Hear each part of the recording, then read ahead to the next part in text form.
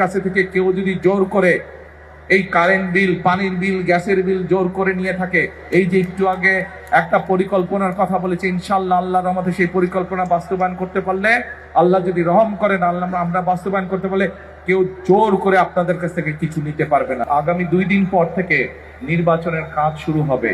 আমি হয়তো সারাক্ষণ এখানে থাকতে পারবো না, স্বাভাবিক দায়িত্বের কারণে আমাকে হয়তো দেশের বিভিন্ন জায়গায় যেতে হবে। আমি কিন্তু আপনাদেরই সন্তান, এই এলাকার সন্তান। আপনারা যেমন এই এলাকায় থাকেন, আমিও এই এলাকায় থাকি, এই এলাকার সন্তান। যেহেতু আমি আপনাদেরই সন্তান, আমার কষ্টের কথা, সুবিধা অসুবিধার কথা আমি আপনাদেরকে বলবো। আপনারা যেমন আমাকে বলবেন, আমার সুবিধা অসুবিধার কথা আমি আপনাদের সামনেই তুলে ধরতে চাই। আপনারা জানেন যে আমি একটি দলের দায়িত্বে আছি। আমি হয়তো এই আগামী 2 দিন পর থেকে নির্বাচনের কাজ শুরু হবে।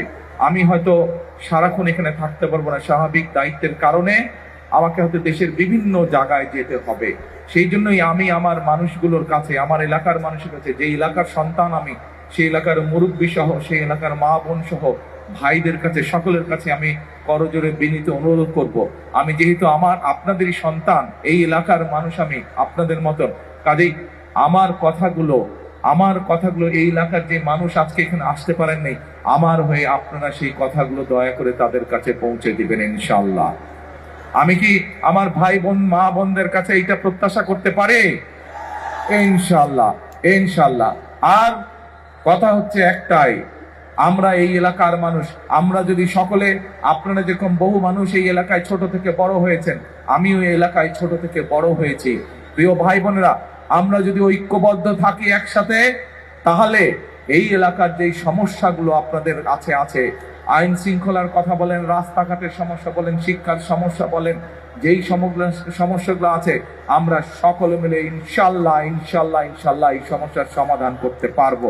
আপনাদের উপরে কেউ যদি কষ্ট দিয়ে থাকে, কেউ যদি অত্যাচার নির্যাতন করে থাকে, তাদের বিরুদ্ধে আমরা শাস্তিমূলক ব্যবস্থা গ্রহণ করতে পারবো। আপনাদের কাছে থেকে কেউ যদি জোর করে এই কারেন্ট বিল, পানির বিল, গ্যাসের বিল জোর করে নিয়ে থাকে, এই যে একটু আগে একটা পরিকল্পনার কথা বলেছে, ইনশাআল্লাহ আল্লাহর রহমতে সেই পরিকল্পনা বাস্তবায়ন করতে পারলে, আল্লাহ যদি রহম করেন, আল্লাহ আমরা বাস্তবায়ন করতে পারলে কেউ জোর করে আপনাদের কাছ থেকে কিছু নিতে পারবে না। যা মিটার বলবে, যা সরকারের থাকবে, আপনারা শুধু সেটাই দিবে। কিন্তু এই কাজগুলো যদি বাস্তবায়ন করতে হয়, প্রিয় ভাই বোনেরা, আপনাদের এই এলাকার সন্তানকে আপনাদের সহযোগিতা করতে হবে, আপনাদেরকে আমার পাশে থাকতে হবে। আপনারা যদি আমার পাশে থাকেন, আমরা যদি একসাথে ঐক্যবদ্ধ থাকি, ইনশাআল্লাহ